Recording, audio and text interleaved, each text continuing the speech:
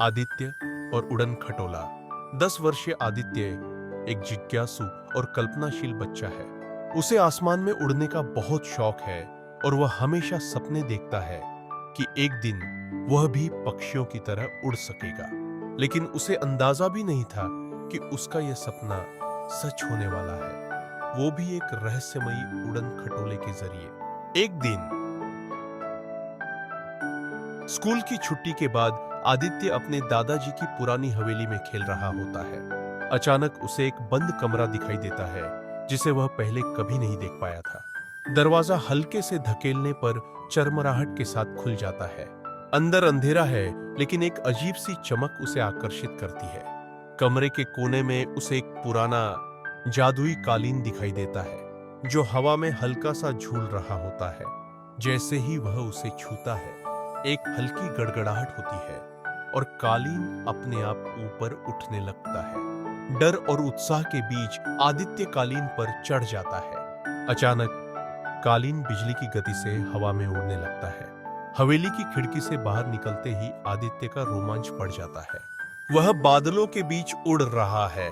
धीरे धीरे वह समझ जाता है कि यह कोई साधारण कालीन नहीं, बल्कि एक उड़न खटोला है। यह न केवल उसकी बात समझता है, बल्कि उसकी इच्छाओं के अनुसार उड़ भी सकता है।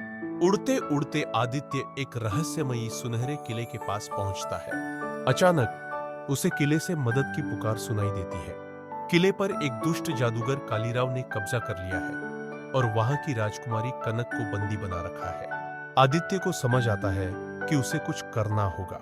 आदित्य अपने उड़न खटोले की मदद से किले के ऊपर मंडराता है। जैसे ही कालीराव उसे देखता है, वह आग के गोले फेंकने लगता है, लेकिन उड़न खटोला बिजली की तेजी से उन्हें चकमा दे देता है। आदित्य को याद आता है कि दादाजी ने कभी बताया था कि जादू का सामना सच्चे दिल और साहस से किया जाता है। वह अपनी पूरी ताकत से उड़न खटोले को किले के सबसे ऊंचे गुंबद की ओर बढ़ाता है, जहां एक चमकता हुआ नीला क्रिस्टल रखा है। जैसे ही आदित्य क्रिस्टल को छूता है, काले बादल हटने लगते हैं। कालीराव कमजोर पड़ जाता है और अंततः गायब हो जाता है। किला फिर से चमक उठता है और राजकुमारी कनक आजाद हो जाती है।